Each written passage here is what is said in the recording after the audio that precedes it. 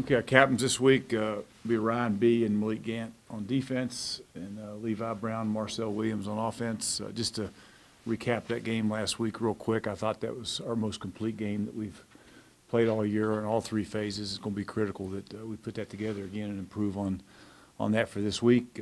As you all know, FAU, they're an excellent team. They got the Conference USA Offensive Player of the Year back in Singletary. He's a handful. Our handful is getting him stopped. And, of course, they got the preseason Defensive Player of the Year and Aziz Al-Shir, who is also an excellent player. They got tremendous talent on both sides of the ball, and like I say, it'll be a challenge for us that we're looking forward to. So our kids are excited. I know our fans will be excited. It's going to be a great atmosphere here on Saturday afternoon.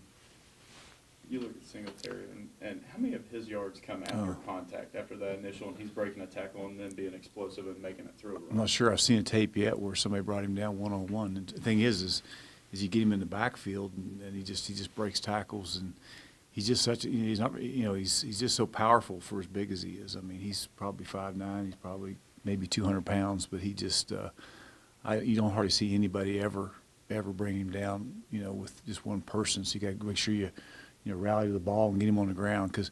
And the crazy thing is they put 6 in there, and he's not a whole lot different. So, they got 2 excellent backs that can all make plays.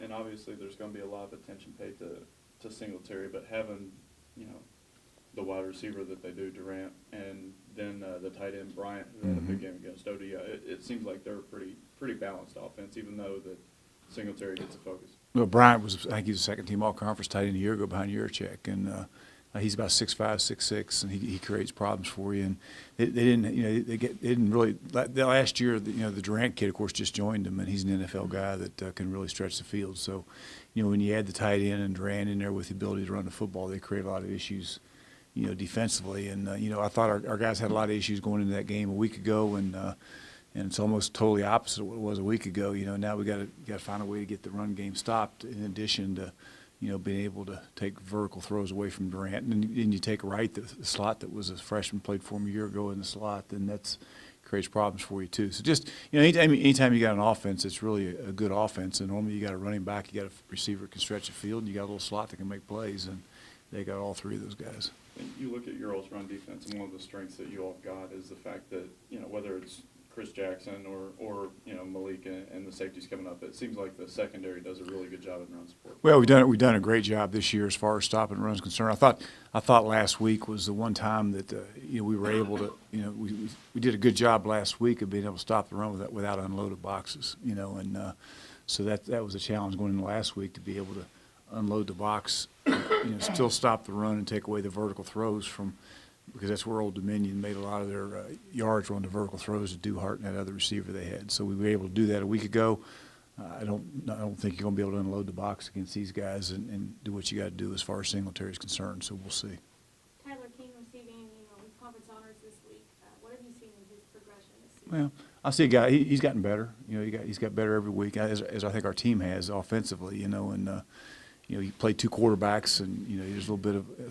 But I think Tyler's starting to settle in there a little bit too, and here 3 weeks ago we were talking about we couldn't run the football. Now we're talking about we can't throw it. So, at the end of the day, I think our offensive line stepped up when they had to the last couple of weeks. We've done a better job of running the football, and I come in and talk about you can't you can't be one dimensional, and maybe that's a little bit misunderstood. When I'm talking about that, I'm talking about you've got to be able to take what the defense gives you when that happens. Whether it's if the boxes are loaded, you got to be able to throw it, and if the box is unloaded, you got to be able to run it at times. So I'm not talking, and you know what? If the box is unloaded the entire game, then possibly you're going to run the ball a little more than you throw it, which is kind of a little bit what happened to us the second half against ODU. But I thought our kids executed there, and they're going to have to do a great job this week executing as well. And what do you think about that specific touchdown where he's making guys miss left and right, and then does I was okay up until he got to about the 1-yard line.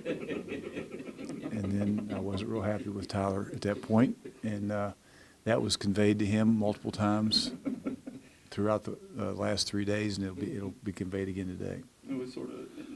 We don't practice that, by the way. I don't think you've ever seen that in practice, have you? I don't think you will either. We sort of laugh about it, but there were a couple things, the front flip into the end zone, unsportsmanlike call late. if you do that against a team like FAU, Well, it could get magnified. And that was the message, you know, I mean, the message is, we haven't had that. I mean, that's not something, we haven't had that, and that's not, but that was the message immediately after the game that I told those guys. I said, what, you know, at the end of the day, I mean, you know, theoretically, if that thing's called by the rule where if he started that deal at the 1 yard line going in the end zone, that ball could have been penalized, could have came back out to the 16-yard lines, 1st and goal, or 1st and 10.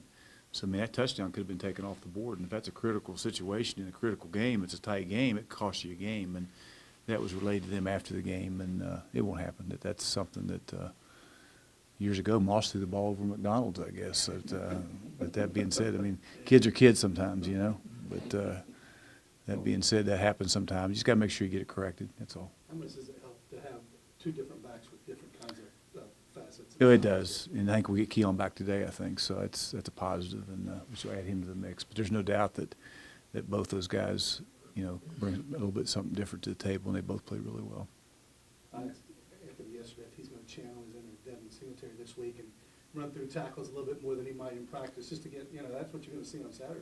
There's no question, you know, Devin Singletary is a tremendous back. You know, he's probably back the guy that you see in the NFL this time next year. So, you know, he's a guy that's a really good player, and like I say, we have to do a great job of getting hats on him and wrapping him up and get multiple guys to him because he's a hard guy to bring down. You look at last year's contest, and I know that we've talked about this a lot this year because it's been an issue for you all, but last year's contest, 4 turnovers in a 5-point game.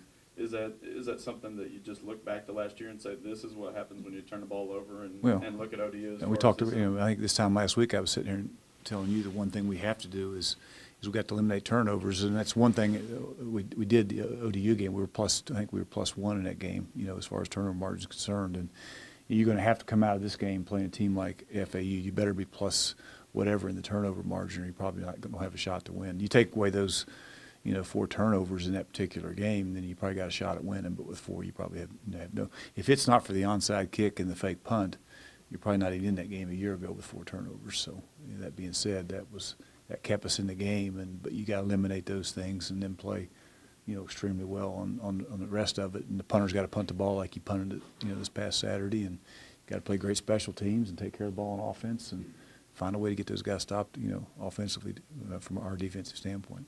Did Alex surprise you a little bit with how calm he was? Yeah, I thought Keith, he, you know, and I told you last week, I thought in that you saw him start to settle in a little bit in the middle game. And, you know, he hadn't played in almost 2 years, and I thought he got in that game and got even better, you know, and I expect him to be even better this week.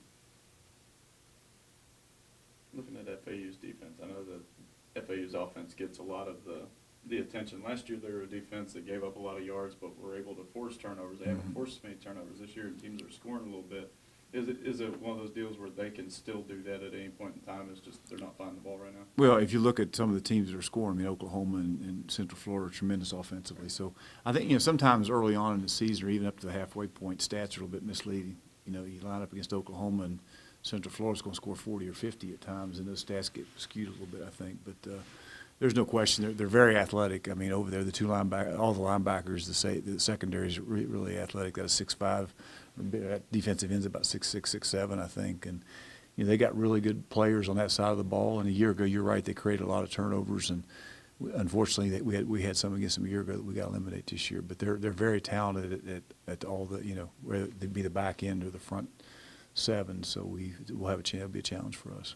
How about Malik, Doc? Is he as sure a tackler from the safety spot that you've had? I think so. You know, and I coached some pretty good ones at Florida, and he's as good a tackler, I think, as I've ever been around. Just, you know, and we talked, you know, I was talking to Adam today, and just watch the way that guy practices. I mean, you guys that watch me practice, I mean, he just goes to work every day, and he practices just like he plays on Saturdays. And, you know, he's really a great kid that loves football, and he's going to have to be Saturday.